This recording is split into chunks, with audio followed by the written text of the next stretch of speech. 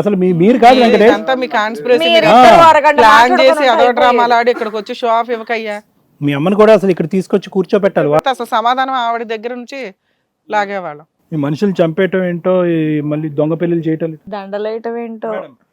ఇక్కడ బేసికలీ ఏంటంటే మేడం, వెన్నెల ఒకటమ్మా క్లియర్, ఇక్కడ ఇదంతా పరిస్థితికి ప్రధానంగా రావడానికి కారణం ఏంటంటే, ప్రేమించడం అనేది తప్పు కాదు, ఎప్పుడు కూడా మేము ప్రేమను వ్యతిరేకించలేదు.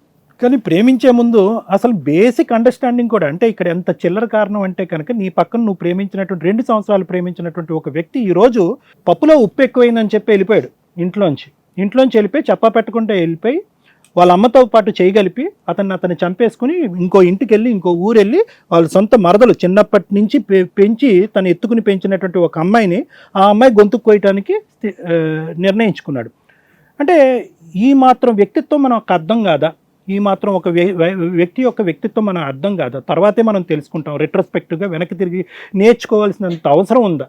ఇది నెంబర్ 1 పాయింట్. ఇలాంటి ఆడపిల్లలకి, ఎవరైనా ప్రేమించి పెళ్లి చేసుకున్న ఆడపిల్లలకి ఈ వేదికగా నేను చెప్పాలనుకుంటున్నాను. ఇది నెంబర్ 1. నెంబర్ 2 ఏంటంటే, తల్లిదండ్రులు యూజువల్గా ఇలాంటి వాటికి ఒప్పుకోకపోతే దానికి కారణం ఏంటంటే కనుక, ఇలాంటి పరిస్థితులు వస్తాయని చెప్పి వాళ్ళ ఆలోచన, వాళ్ళ అనుభవం, వాళ్ళ వయసు బట్టి ఎంతో కొంత ఒక లెక్క అనేది వాళ్ళ దగ్గర ఉంటుంది.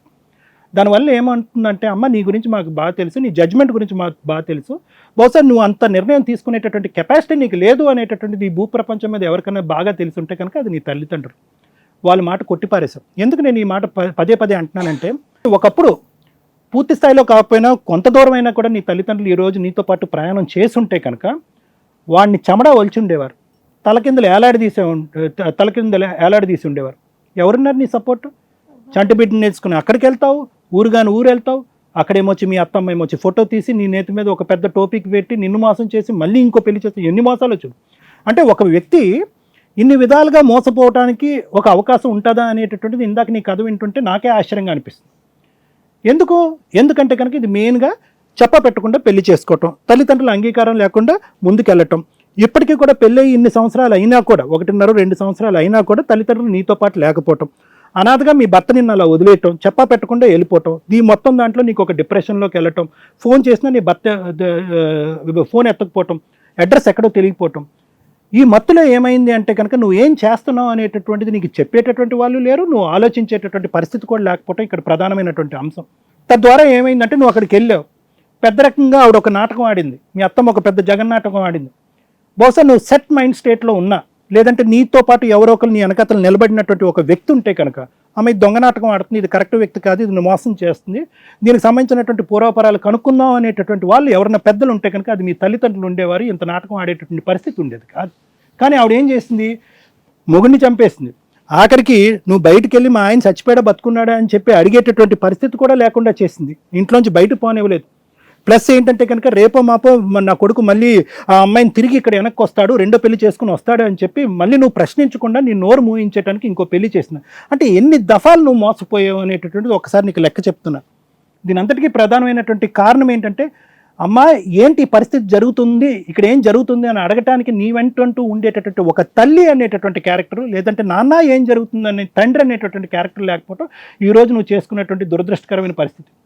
ఆఖరికి నీ పరిస్థితి ఎలా ఉంది అంటే, ఇందాక నేను మళ్ళీ మధ్యలో అడిగాను, ఏదమ్మా నీ అమ్మ నాన్న ఉన్నారు ఇప్పటికైనా యాక్సెప్ట్ చేశారంటే లేదు సార్ అన్న.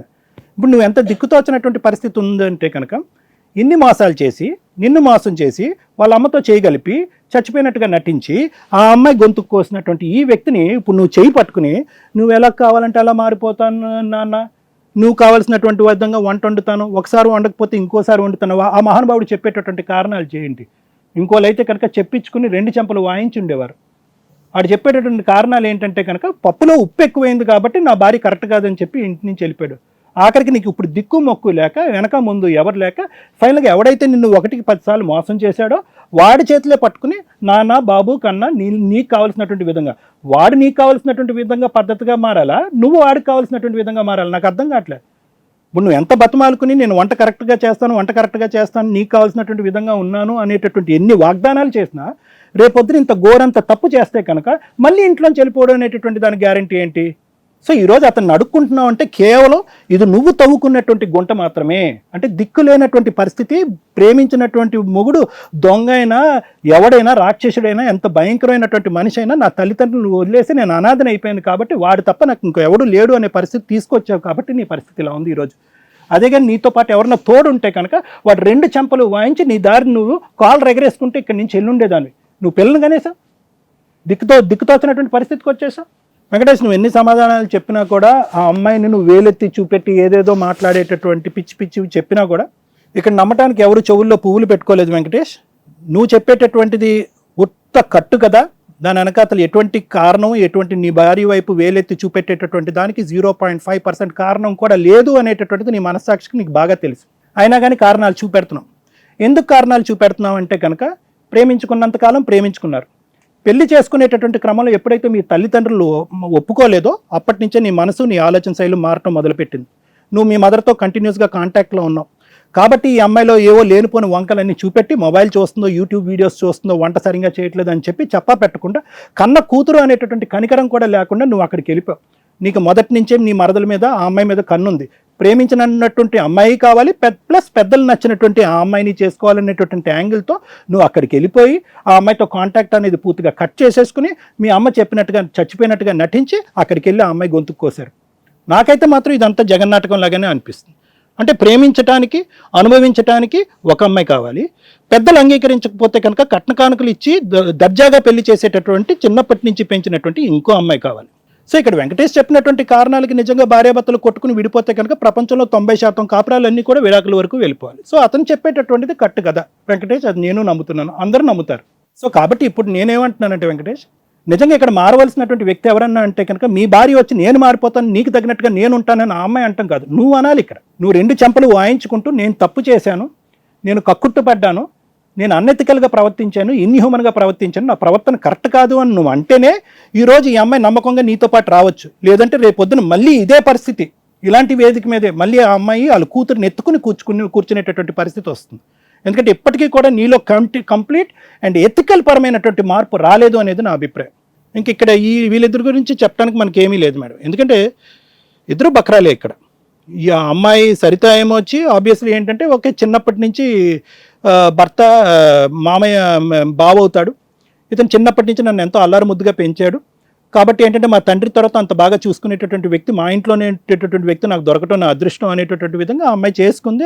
ఆబ్వియస్లీ ఇక్కడికి వచ్చాక ఆ అమ్మాయి నిజాలు ఏంటి అన్నది ఆ అమ్మాయికి తెలిసింది. కాబట్టి ఇటువంటి చండాలం, ఇటువంటి దరిద్రులను నేను కంటిన్యూ అవుతూ నా జీవితం నాశనం చేసుకోవటం నాకు ఇష్టం లేదు అని చెప్పి చాలా తొందరగానే ఆ అమ్మాయి కనువిప్పు కలిగిందని నాకు అనిపిస్తుంది. మంచి నిర్ణయం తీసుకుంది, మోసపోయింది అనేది కరెక్టే. ఏ విధంగా ఈ వ్యక్తిని పనిష్ చేయాలనేది ఆ అమ్మాయి ఎటువంటి నిర్ణయం తీసుకుంటుంది అనేది లాయర్ మేడం చెప్తారు. కానీ ఇంకా అదే పట్టుకుని మా బావ నాకే కావాలి, నన్ను మోసం చేసేసాడు కాబట్టి అతన్నే నేను పట్టుకుని కూర్చుంటాను, ఈ అమ్మాయి వెళ్ళిపోవాలి అనేటటువంటి టిపికల్ సినారియో ఏదైతే ఇంతకుముందు గొడవలు మనం చూసామో ఆ విధంగా సరిత ఈరోజు ఫైట్ చేయకపోవటం అనేది హర్షించేటటువంటి అంశం అమ్మ. అంటే చదువుకున్నటువంటి అమ్మాయి తెలివైనటువంటి నిర్ణయం తీసుకుంటున్నాం, ఆ మనిషిని ఎలా శిక్షించాలనేది వేరే సబ్జెక్టు. కానీ ఈ జీవితాన్ని ఇతనితో పాటు ప్రయాణం చేస్తూ సర్వనాశనం చేసుకోవటం అనేది నాకు ఇష్టం లేదు అనేటటువంటి తీసుకునేటటువంటి మంచి నిర్ణయం, తెలివైనటువంటి నిర్ణయం అమ్మ. ఇంకా సాయి విషయానికి వస్తే, సాయి ఇందాక చెప్పినటువంటి మాటే క్లుప్తంగా నీ జీవితం గురించి చెప్పాను. ఇక్కడేమి నష్టమో, కష్టమో, మోసమో, దగా ఇవేమీ లేవు ఇక్కడ. ఓకే, నువ్వేంటంటే గుడ్డిగా ఒక అందమైనటువంటి అమ్మాయి వచ్చింది, చేసుకుందాము, ఎటువంటి ఇబ్బంది ఉండదు, ఫ్యూచర్ సెట్ అయిపోద్ది అనేటటువంటి ఉద్దేశంతో వెనక ముందు చూడకుండా ఆ అమ్మాయి వెనకాతలు ఎవరు వస్తున్నారు, ఎవరు పెళ్లి చేస్తున్నారు, నా కాళ్ళు ఎవరు కడుగుతున్నారు అనేటటువంటి బేసిక్ కాన్సెప్ట్ కూడా నువ్వు నీ తల్లిదండ్రులు ఆలోచించకుండా గుడ్డిగా పెళ్లి చేసుకోవటం అనేది ఇక్కడ జరిగింది. సో ఆబ్వియస్లీ ఇక్కడ ఏమైంది, ఆ అమ్మాయి మోసపోయింది. ఆ అమ్మాయి ఏమి కావాలని వచ్చి నిన్ను పెళ్లి చేసుకోలే. ఆ అమ్మాయిని ఇంకో ఇద్దరు పెద్ద విలన్స్ లాంటి వాళ్ళు ఆ అమ్మాయిని మోసం చేసి నీకు ఇచ్చారు కాబట్టి ఆ అమ్మాయి మోసపోయింది, నువ్వు మోసపోయింది. ఎప్పటికైనా నా జీవితం కరెక్ట్ చోట దొరికిందని చెప్పి ఆ అమ్మాయి వాళ్ళ భర్తతో పాటు వెళ్ళిపోతుంది. అతనిలో నిజంగా కనువిప్పు కలిగితే, ఒక బుద్ధి వచ్చి ఉంటే కనుక ఈ అమ్మాయితో పాటు ప్రయాణం చేస్తాడు కాబట్టి వాళ్ళ జీవితాలను వాళ్ళు బతకని, ఎందుకంటే వాళ్ళకి ఒక చంటి బిడ్డ ఉంది. సో కాబట్టి నీ జీవితం గురించి ఎంత ఆలోచిస్తావో ఆ అమ్మాయి జీవితం అంతకంటే 10 రెట్లు ఎక్కువ ఆలోచించి మానవతా దృక్పథంతో ఆ కుటుంబాన్ని కుటుంబంగా వదిలేయాలని చెప్పి నా అభిప్రాయం. ఓకేనా? Thank you sir. Hit TV app, ఇందులో short news, live news, entertainment shows, movies, digital magazines తో పాటు మీ జిల్లా వార్తలను కూడా ఫ్రీగా చూడొచ్చు. ఇంకెందుకు ఆలస్యం, వెంటనే హిట్ టీవీ యాప్ ని డౌన్లోడ్ చేసుకుని ఫ్రీగా ఎంటర్టైన్మెంట్ పొందండి. Hit TV app. Hit TV app. Please download hit TV app. Hit TV యాప్ని ఫ్రీగా డౌన్లోడ్ చేసుకొని ఎంజాయ్ చేయండి. మీకు నచ్చిన ఎంటర్టైన్మెంట్ కోసం హిట్ టీవీ యాప్ ని ఫ్రీగా డౌన్లోడ్ చేసుకుని ఎంజాయ్ చేయండి. హిట్ టీవీ యాప్ని డౌన్లోడ్ చేసుకుని ఆస్వాదించండి, ఆశీర్వదించండి. ఇంతమంది సెలబ్రిటీలు హిట్ టీవీ యాప్ ని డౌన్లోడ్ చేసుకోండి అని చెప్తున్నారంటే ఎంత మంచి యాప్ ఆలోచించండి. అమెరికా అమెరికా అమెరికా అమెరికాలో చదవాలనుకునే వాళ్ళకి విశ్వసనీయమైన పేరు మన శౌర్య కన్సల్టెన్సీ. UK లో 1 year masters. UK లో 1 year masters. 2 years work permit up to 5 years visa. Contact Saurya Consultancy. Contact 89851 89851.